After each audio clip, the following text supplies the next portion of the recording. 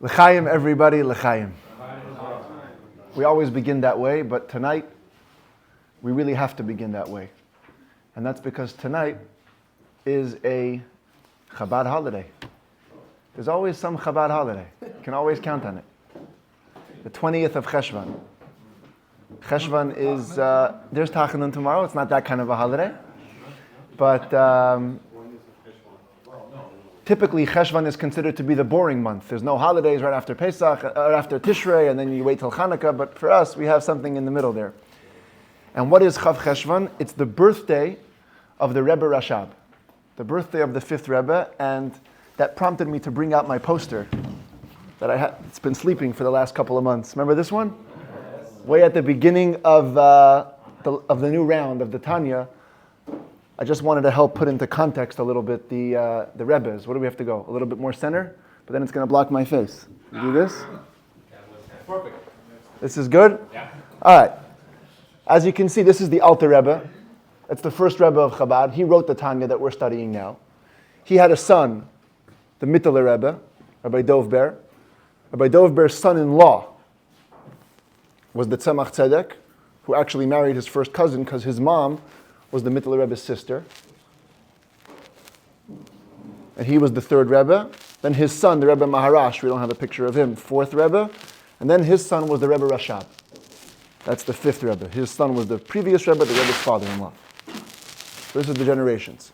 So tonight is his birthday. Rabbi Shalom Dov Ber. He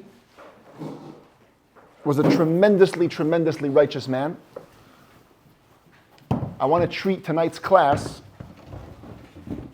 as a mix between a Tanya lesson and a Farbrengen. You can go on about every Rebbe for months with the stories. We have a wealth of tradition and literature written on the history, the childhood, the youth, the Rebbeship of each of the Rebbes.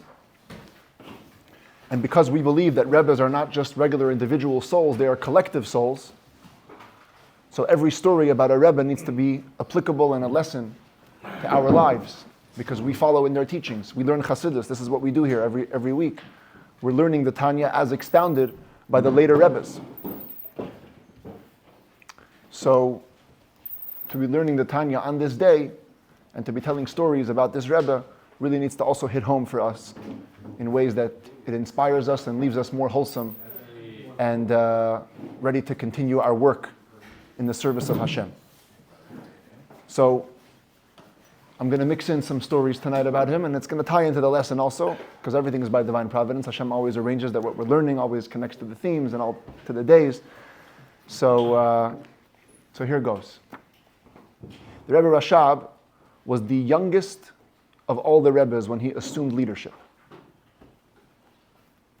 He was 21. He was 21 when his father passed away. His father passed away very young.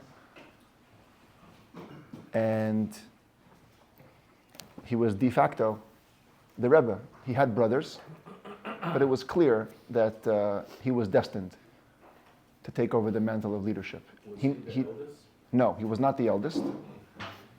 He didn't officially, formally accept the leadership till 11 years later. That was the first time he sat in the place where his father used to sit for davening. That was one of the ways of demonstrating filling the seat, if you will. Is that pretty common for them to delay in accepting? It wasn't common. It wasn't common. It wasn't common. Typically, Boom. There we go. boom, that was it. So who in the period? He was the Rebbe. He was still delivering discourses. He was saying maimers. He was leading the Farbrengens. He was advising Chassidim and counseling them. But in terms of himself, he never took on the title. Much like our Rebbe, also took not 11 years, but a year till he formally accepted the Nesius, the leadership. But of course, he was recognized as the Rebbe before. Everyone knew that this was the destiny. It reminds me of a funny story, actually. When he was a child, when the Rebbe Rashab was a child, so him and his older brother, they used to play, as children do. But if children grow up in the Rebbe's court, so what games did they play? Rebbe games, exactly. So they used to play Rebbe and Chassid. They used to enact the roles. So we actually have a couple of just beautiful stories from those exchanges. It seems like in the beginning, the Rebbe Rashab was hesitant to take part in the games. The first time we have record, the Rebbe actually writes this in his personal diary, the one I spoke about, I think it was last week or 2 weeks ago, that we discovered later, that he had kept a personal diary every time he visited his father-in-law. He recorded all the stories and everything that he saw, all the customs. So this is a story that he writes over there, that the Rebbe Rashab was with his brother, and his brother said, "Come, let's play. I'll be Rebbe, and you be the attendant. You be the Gabbai." So the Rebbe Rashab said, "No, you're never going to be a Rebbe, and I'm never going to be a Gabbai. So we're not doing it." That was the initial reaction. But there was a later reaction where it seems like he agreed. It's another story the Rebbe tells, that he once suggested, let's play Rebbe and Chassid. So the older brother said, you be the Rebbe, and I'll be the Chassid. Kind of wanted to, honor his little brother. So the Rebbe Rashab said, no. There's only one Rebbe. I'll play the Chassid. One leader per generation. His father was the Rebbe, that's what even as a kid, in deference to that, he said, you could be the Rebbe, I'll be. If you want to play the role, you play the role of the Rebbe, I'll play the role of the Chassid. So he agreed. And this either happened on the same occasion or on a different occasion, when they were playing this game. Seems like it was a very popular game. So the Razah, that was his older brother's name, Reb Zalman Aaron, was playing Rebbe, and the Rebbe Rashab was playing Chassid. So what do? The Chassid comes into the Rebbe, right? He comes in for a private audience and he mentions something maybe wrong that he did. He asks for rectification. So he came inside. So the Razah said to the Rebbe Rashab, "No, what did you do wrong?" So he says, "I ate peanuts on Shabbos." And only afterwards did I remember that the Alter Rebbe rules in the code of Jewish law that you're not supposed to eat peanuts. You're not supposed to crack them from the shell. You have to crack them before Shabbat. Cracking the shell is a violation of Shabbat. So I only remembered afterwards. So I need a rectification. How do I fix this? So the Razah, without missing a beat, he said, okay, this is your rectification. From now on, you need to pray while looking inside the siddur. Make sure to look at the letters. That'll be your rectification. So he said, you're not a Rebbe. Rebbe Rashab said, you're not a Rebbe. He said, what? I didn't give good advice? He says, no, you did. But a Rebbe, when he hears that his chassid is going through a hard time, first he sighs in commiseration. You didn't sigh, you went straight to the advice. You're not a Rebbe. The insight. And ultimately he became the Rebbe at 21, also passed away fairly young at 59 years old. But he gave us some of the hallmark or landmark Chassidic discourses that we study in yeshiva. Any Chabad boy that spends a couple of years in yeshiva will have to have studied from the Rebbe Rashab's Chassidism, because he was the first to codify Chassidus almost in a way. He made it organized and clear in serial form. He used to say discourses, not just one at a time. He used to say weeks at a time you had to follow. It was like a series. It was episodes, Episode 1, episode 2. Before that, there was almost no serial discourses. His father introduced the concept, but very little. Rebbe Rashab was famous for what's called Hemsheichim, series. And he lived it. He lived Chassidus. He testified about himself that by the time he was bar mitzvah, he had trained every one of his body parts to be in complete alignment with Hashem's will. His body wouldn't move if it was not in accordance with the Shulchan Aruch, with the code of Jewish law. A very, very holy soul. Anyway, the story that I want to lead with to tonight's class is what happened later. While he was already Rebbe, he was studying the book of Chassidus that's called the Imre Bina. Imre Bina is a book written, we'll use this one again, just for reference, by the second Rebbe.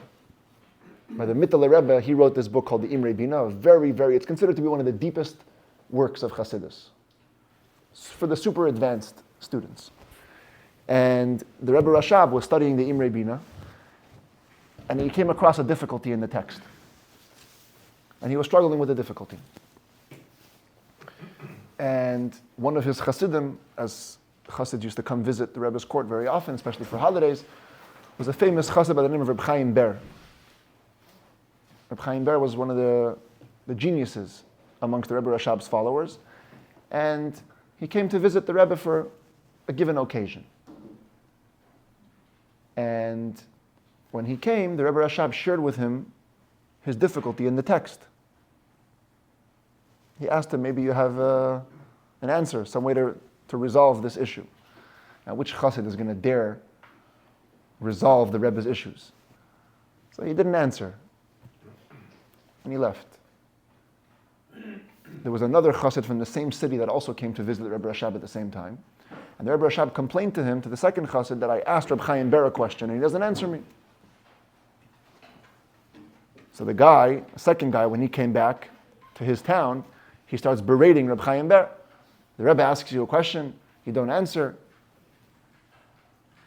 So he says, did the Rebbe tell you the whole story, that it was Imrei Bina, it was Chassidic text, I'm not going to dare answer the Rebbe in that way. So he said, oh, he kind of understood. And when he went back, the second guy went back to the Rebbe Rashab, he explained, what did you want from him? I mean, of course he wasn't going to answer you. So he said, the Rebbe Rashab said, you think I don't understand the meaning of the text? Of course I understand the meaning of the text. I just wanted to see if human intellect alone can reach the answer.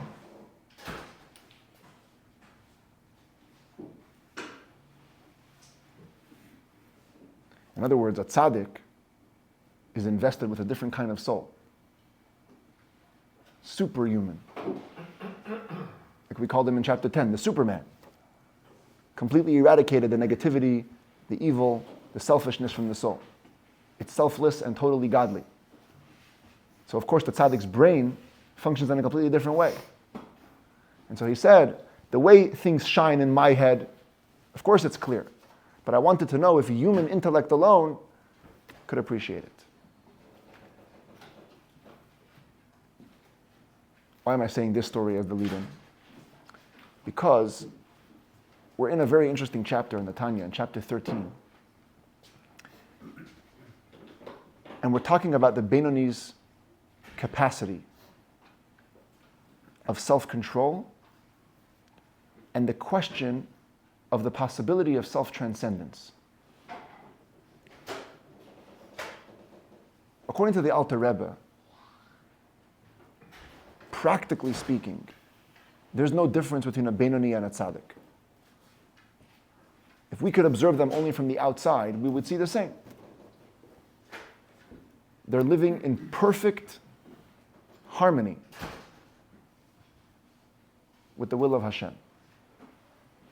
The difference is only seen on the inside, whether the subconscious has been changed. In a Benoni, it never does. He may be able to rule practically and stay disciplined, but he's always fighting the fight. He lives the battle. Whereas the tzaddik has finished the battle. He's won the battle. Or to begin with, he was never battling in the way that we do. And this is something that maybe to us and to people living 2 centuries after the Tanya was written, this is already kind of entrenched into our vocabulary. Like a basic student of the Tanya would already know this because they say this to you, in the middle of his sleep. But you have to understand that when this work was written, this was a revolutionary concept. And the Alter Rebbe spends a lot of time hammering it home at every level, explaining why the Benoni, no matter how much self-control he has, he never self-transcends. Because innately, there's an animal soul which is looking only to serve itself, and that stays with him forever. And it seems like, I don't know if people had asked the Alter Rebbe this, or the Alter Rebbe was just addressing it for the sake of the completeness of the thesis, but the Alter Rebbe kind of climbs the ladder of the Benoni. He says, let's consider progressively higher and more refined levels of the Benoni and show how no matter what, they haven't cleaned house in the deep state, to use today's terminology. There's always something stuck inside that hasn't yet submitted to the good, and that's the way it's going to be. That's not going to change. And therefore the Beinoni is never a tzaddik. He's always a Beinoni who needs to recognize his limitations, live with them, and fight them to the end. In that context, the Alter Rebbe addresses today two very sublime levels of Beinoni. And we have to stay with it, even though it seems so beyond our reach, because there's something for us to learn here too. We can relate to this in moments, even if we can't relate to this in reality. And what is that? This is the page that we're up to, the second page of chapter 13. The Alter Rebbe begins with a Beinoni who is completely engaged in Torah study for the ultimate sake of Torah study itself. There's no ulterior motives. This is what we call Torah lishma, Torah for its own sake.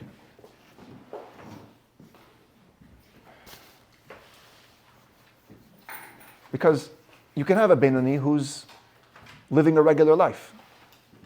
That was the Alter Rebbe's ultimate vision for all of his Chassidim. He knew there weren't all going to be scholars and rabbis and in the yeshiva all day. They were going to be out and about, making an honest living and making ends meet. And it's still possible to be a Beinoni. So long as every thought, speech, and action is controlled for a divine purpose, that's a Beinoni. But that Beinoni, it's easier to understand how he's not a tzaddik. Because even he will acknowledge to you, I know I have that battle. I know I face those temptations every day. But what happens when you have a Beinoni who doesn't have another occupation? He learns Torah all day. And he learns Torah lishma, for its own sake. He's getting supported somehow, some way. Let's just call it, maybe his wife is managing the store. Maybe he's getting donations from his wealthy father-in-law. I don't know how it's working out, but it's working out. He's left alone to pursue Torah and Hashem exclusively. Maybe he cleaned out the evil from himself. Maybe he's got nothing in the subconscious. You know, it's like the ways that Chassidim used to explain this passage. They're like, everybody knows a time or a space where you've been and you just don't think about anything else. You lose track of everything around you. You go into a completely different space because you're just so preoccupied with this experience, responsibility, pleasure, whatever it might be. And your mind cannot fathom thinking about other things. For sure not temptations. But that's only technical. Because in the moment you're distracted by something else, therefore your mind doesn't have room for occupying other thoughts. But imagine you could enter a space where those thoughts couldn't come in. When a person learns Torah, it's not just that he happens to be learning something, so therefore his mind has no room for other subjects. When you learn Torah for its own sake, you're in tune, you're in lockstep with Hashem, to the point that nothing else can enter. That would seem to be exactly what a tzaddik is. A person to whom these thoughts cannot enter. These cravings cannot, because they're just not there. Then they cease to exist in the frame of his reality. And the Alter Rebbe says to this Beinoni, he says, beware of this type of arrogance. Studying Torah all day, even with seemingly a non-ulterior purpose, doesn't mean anything about your internal state.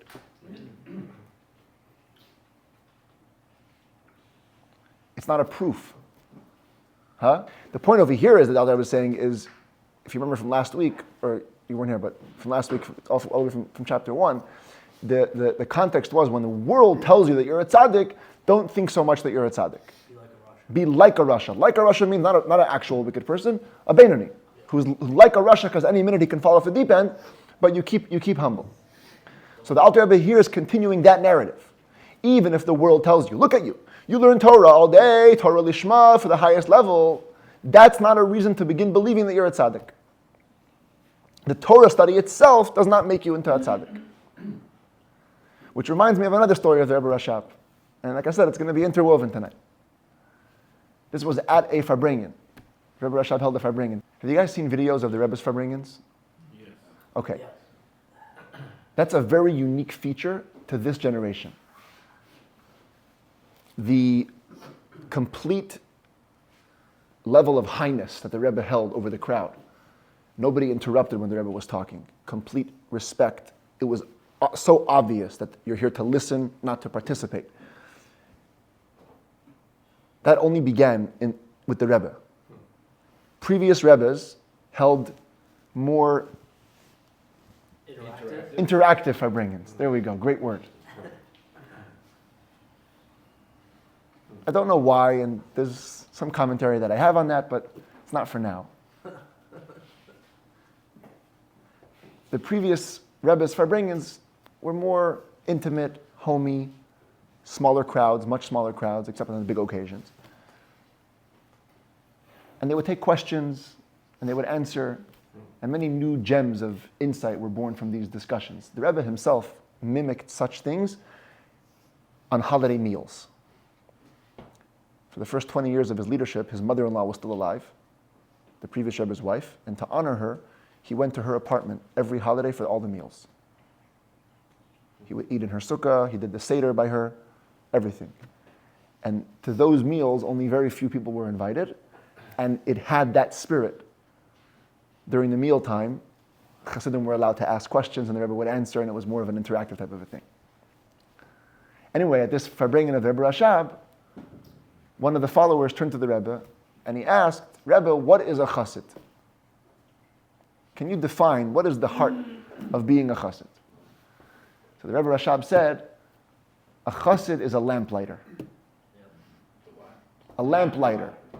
What does it mean, a lamplighter? Today we go down the boulevard, and all the posts are electric. Right, once it gets dark, they turn on, that's it, you have a light street. But in times of old, they had lampposts, but the lampposts weren't electronic. The lampposts had actual candles or some kind of a lantern, and somebody had to go around every night and light them. So the Rebbe Rashab said that was the metaphor. So the chassid is a person who goes around and lights up the lamps. So the chassid, you see, this is something that's interactive. The chassid said, Rebbe, what if the lamp is in a desert? So the Rebbe Rashab said, then one must go to the desert and light up the lamp, so that it will be obvious that the surrounding area is a desert, and ultimately the desert will be shamed from the lamp. So the chassid presses. He says, what if the lamp is in the sea? Do I still have to go and light it? So the Rebbe Rashab said, if the lamp is in the sea, then you have to take off your clothes, jump into the ocean, and light the lamp. The chassid said, Rebbe, that's a chassid? So the Rebbe Rashab thought for a moment, and he said, yeah, that's a chassid. So then the chassid said, but Rebbe, I don't see lamps. I don't see lamps. So the Rebbe said, that's because you're not a lamplighter yet. He says, how do I become a lamplighter? So the Rebbe Rashab said, you have to start with yourself. You have to rise from your grubkeit. Anybody know what grubkeit means? It's just one of those untranslatable Yiddish words. It means like, how do you translate grubkeit?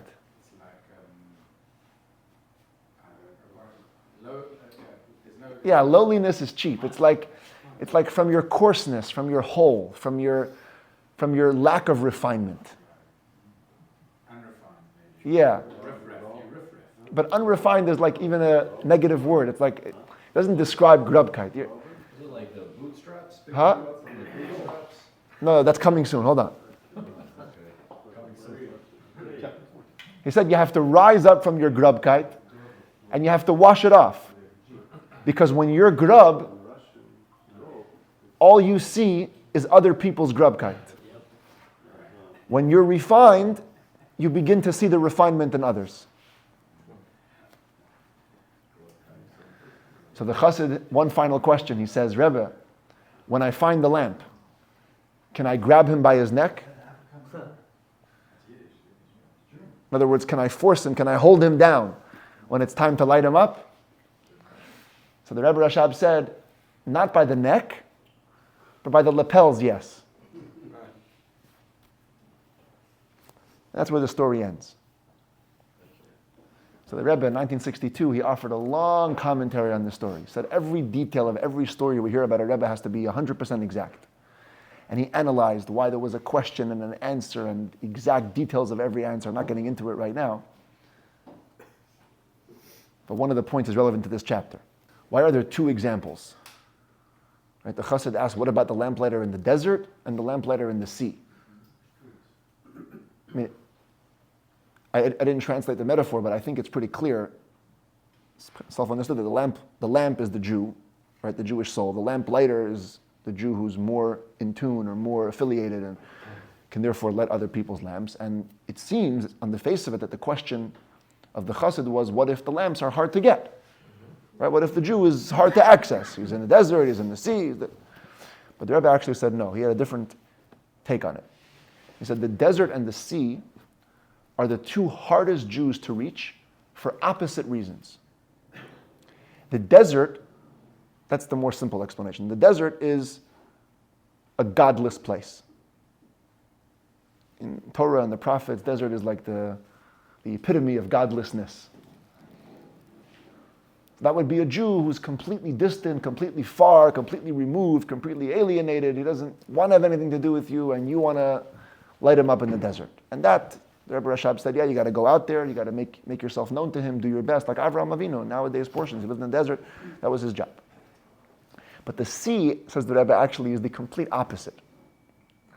It's the Jew who's too religious for you. The sea in the Torah and in the prophets is a metaphor for Torah. When Mashiach comes, we say the world will be filled with God's knowledge as the water covers the seabed. And when you have a lamp that's not lit in the sea, what does that mean? That you could have a person who's doing all the right things, but he's living a dark life. It's dark Torah. It's almost godless Torah. I didn't say it. But a ben Torah, a person who is fully involved with Torah, but sometimes forgets about God. I told you the joke about that.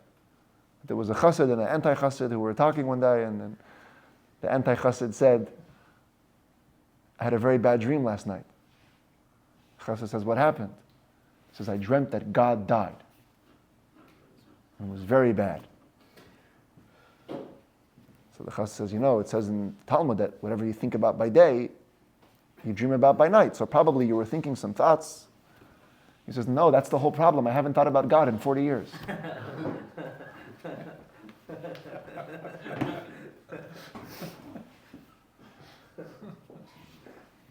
But it's a real issue. We all know people like that. In the name of religion, you become so robotically religious that it's missing the light. It's all dark, all the lights are off. I don't know if that's this Benoni. I think this Benoni is a little bit more enlightened than that. But he's also in the sea of Torah. That's what he is. He's entrenched in the sea of Torah, and yet the Alter Rebbe tells him, you should know that's not a proof that you are a tzaddik. It just means you're a Benoni who has mastered the art of control and has even managed to fill every moment with spirituality. But it doesn't convert you into a tzaddik. What is the only time that a Benoni becomes tzaddik-like? Is during prayer. During prayer, with the power of the mind, and this is the big thing of the Benoni, is the power of the mind. And today's society, we've so numbed this power of the mind. People talk about meditation, they talk about thinking, they talk about contemplation, but nobody actually does it. Very few people do it, and the mind is so powerful. Till today, I know we've numbed it, but it's still accessible. We can meditate on things, on concepts that will literally change the way we feel and the way we act. Revolutionary, life-changing meditations are possible to be done. With the right guidance, the right activity, the right focus, it can be done. And the Benoni does that on a day-to-day. He harnesses his mind to study about God, to contemplate on God, and then to emotively experience God. And that puts him in an unbeatable, invincible space. That's the davening for the Beinoni. In those moments, the Alter Rebbe says, it's even higher than Torah study. There is a tzaddik-like experience. But still not. The Alter Rebbe says to him, you should know what you've achieved is you've put your Yetzer Hara to sleep. It's a level up, but he's only sleeping. What's the difference between a person that's sleeping and a person that's awake? Yeah. Nothing really except for the consciousness. The moment you wake up, you're back to yourself. So in the moment, the Yetzer Hara is sleeping. But he's ready to wake up at any given moment.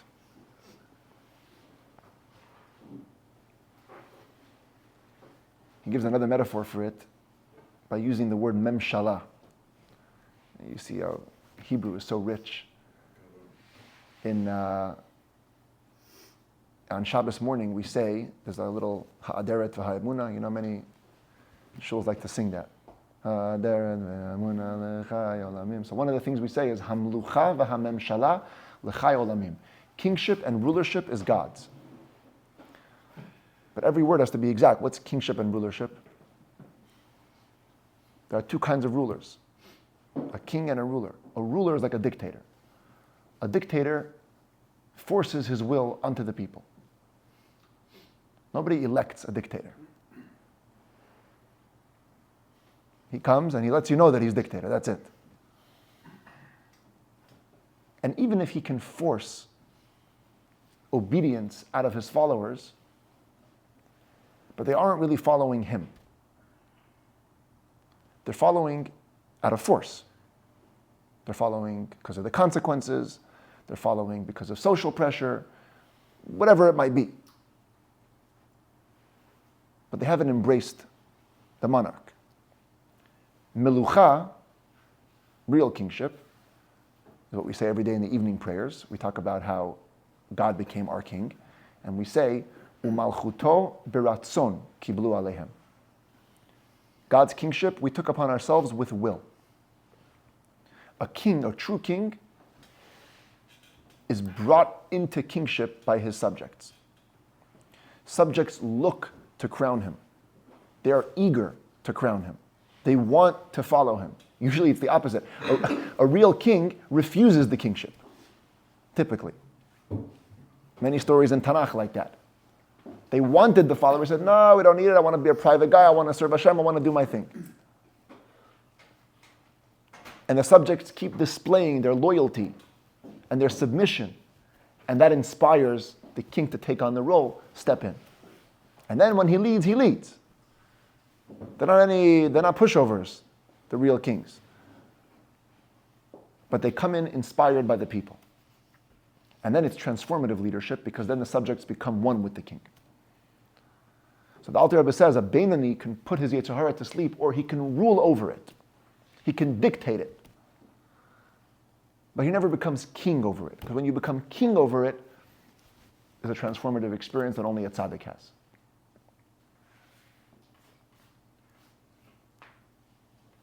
And therefore, even if a Beinoni reaches a level where he's in prayer all day, not even learning. A statement in the Talmud from Rabbi Yochanan ben Zakkai, he said, Halavai sheyitpalel adam kol hayom kulo. I wish people would pray all day.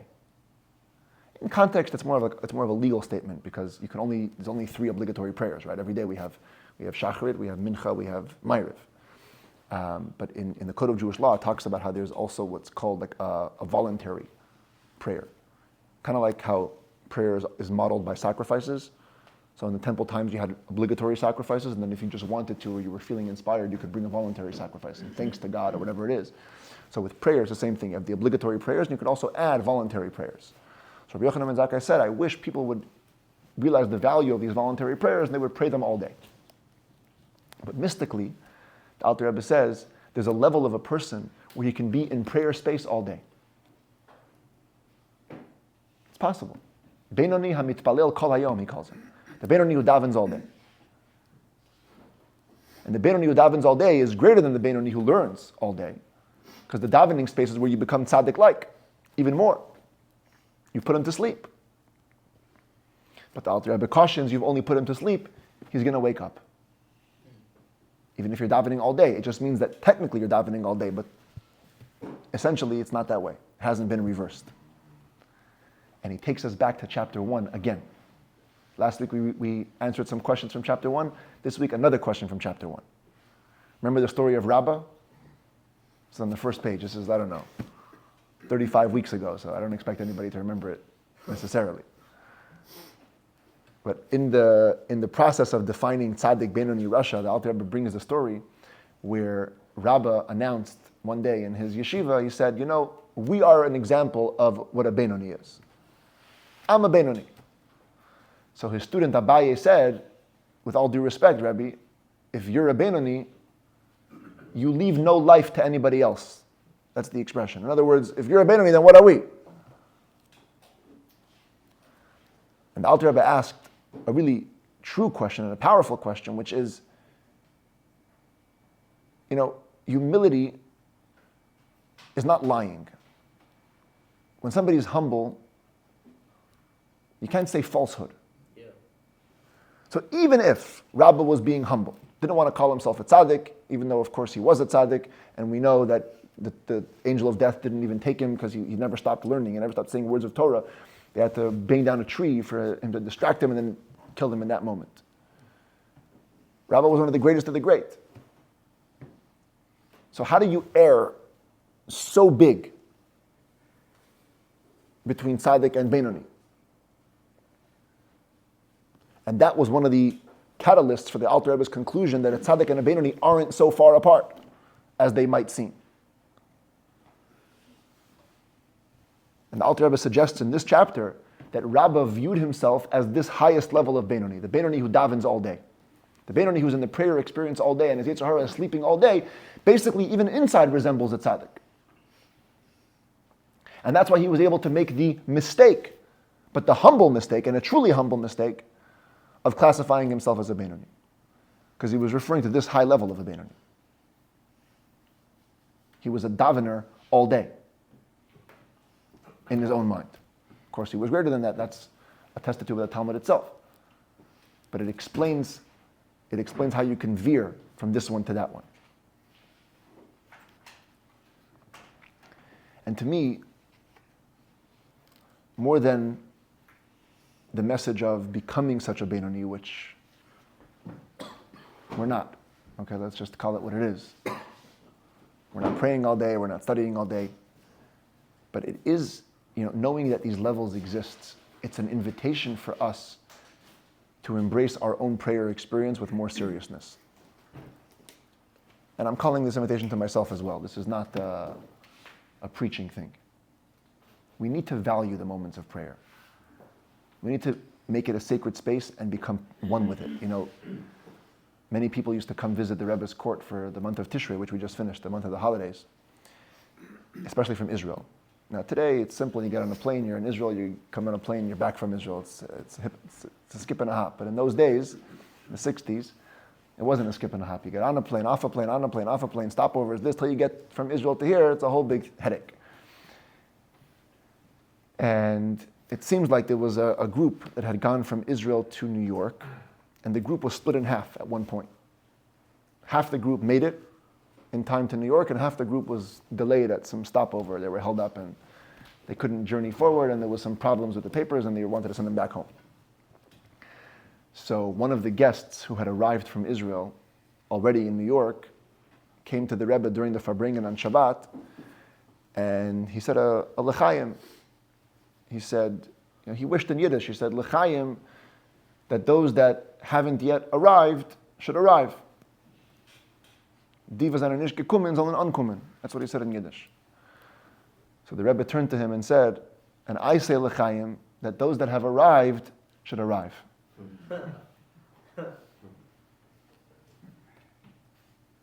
Sometimes you're in a place, you're in the zone, you've arrived, you've come, but you haven't arrived.